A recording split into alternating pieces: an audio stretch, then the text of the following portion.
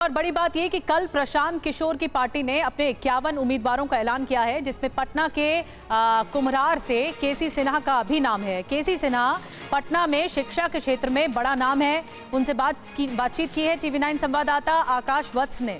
सुनिए क्या कह रहे हैं। आपकी गिनती बिहार के प्रबुद्ध लोगों में होती है। आपको तो कोई भी पार्टी प्लेटफॉर्म दे देती। जनसुराज को आपने चुना है या जनसुराज ने आपको चुना है? नहीं, जनसुराज ने हमको चुना है, क्योंकि हमारा तो ये फील्ड था भी नहीं।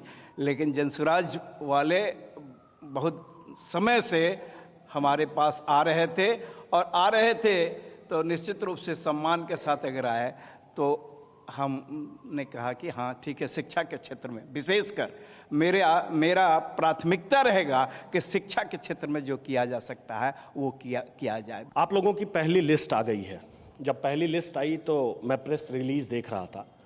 आप लोग खुद को बाकी पार्टियों से अलग बताते हैं, लेकिन आप लोगों ने भी प्रेस रिलीज में वही लिखा कि ईबीसी की संख्या इतनी, अल्पसंख्यकों की संख्या इतनी, सामान्य वर्ग के इतने उम्मीदवार होंगे।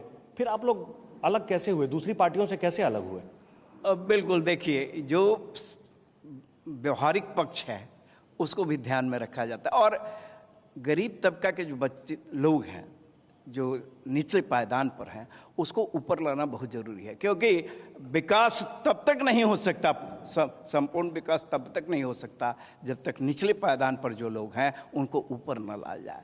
तो इसी को ध्यान में रख कर के ये जो आप कह रहे हैं वो एक्चुअली जातिवाद नहीं है, बल्कि उस चीज़ को, उसका इकोनॉमिक पक्ष भी देखिए कि निचले तबके के जो लोग हैं उनको ऊपर कैसे लाया जाए, वो ज़्यादा बेहतर।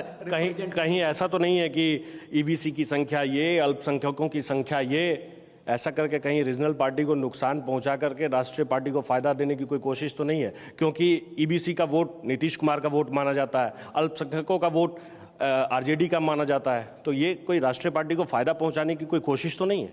देखिए, अभी की जो स्थिति है, सबके हाथ में मोबाइल रहता है और सारी सूचनाएं उन तक पहुंचती है, इसलिए ये नहीं कहा जा सकता है कि किसी को फायदा।